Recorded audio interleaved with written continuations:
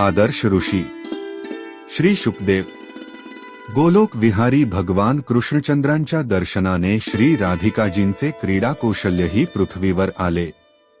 तो पक्षाच्या बाळाच्या रूपात होता। त्यावेळी कैलासावरील भगवान शंकर पार्वतीजींना अमर कथा सांगत होते। कथा ऐकत पार्वतीजींना झोप लागली। कथा मध्येच थांबू नये असा विचार करून शुक स्वतः पार्वतीजी ऐवजी हो म्हणू लागले। पार्वती झोपली आहे आणि एक पक्षी हो म्हणत कथा ऐकत असल्याचे शंकरजींच्या लक्षात आले। तेव्हा त्यांना वाटले की हे दर्शन पक्षासाठी योग्य नाही, म्हणून तो शुकाला मारण्यासाठी त्रिशूळ घेऊन धावला। शुकाही घाबरून उडून गेला। बद्रीनाथ जवळ व्यासजींचा आश्रम आहे। तेथे शुकाने अतिशय छोटे रूप धारण करून व्यासजींच्या पत्नीच्या मुखात प्रवेश केला। शंकरजींनी पाहिले की हा पक्षी आता त्यांच्या पत्नीच्या पोटी व्यासजींचा मुलगा झाला आहे, म्हणून ते परतले।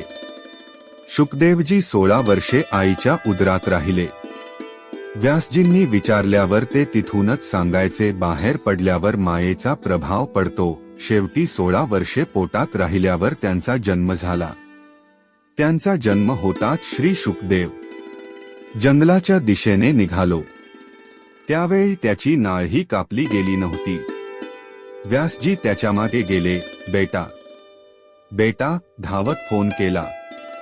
शुकदेवजींचे मन इतके निर्मळ होते, त्यांना प्रत्येकामध्ये एक आत्मा इतका प्रकर्षाने दिसला की व्यासजींच्या हाकेवर झाडातून शुकदेवजींच्या वतीने शब्द निघू लागले। जंगलातील एका तलावात काही देवी स्नान करत होत्या। शुकदेवजी तेथून निघून गेले। व्यासजी तिथून बाहेर आल्यावर देवी पाण्याबाहेर आल्या आणि त्यांनी लगेच कपडे घातले। ते पाहून व्यासजींनी त्याला विचारले, माझा मुलगा तरुण आहे।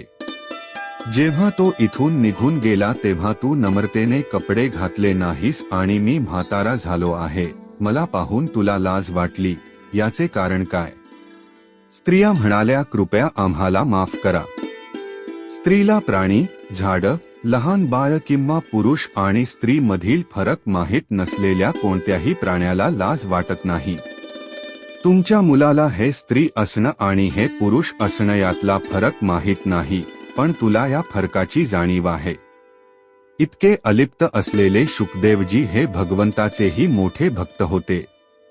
जेव्हा व्यासजींनी पाहिले की शुकदेव असे घरी परतले नाही, तेव्हा त्यांनी भगवंताचे अर्धे श्लोक आपल्या शिष्यांना वाचून दाखवले। व्यासजींच्या सांगण्याप्रमाणे ते शिष्य वनात गेले असता त्यांनी हाच अर्धा श्लोक गायला असेल। तो श्लोक ऐकून शुकदेवजी त्यांच्याकडे आले आणि त्यांनी विचारले। संपूर्ण श्लोक विचारू लागला। त्यांना संपूर्ण श्लोक माहीत नव्हता, म्हणून शुकदेवजी व्यासजींकडे आले।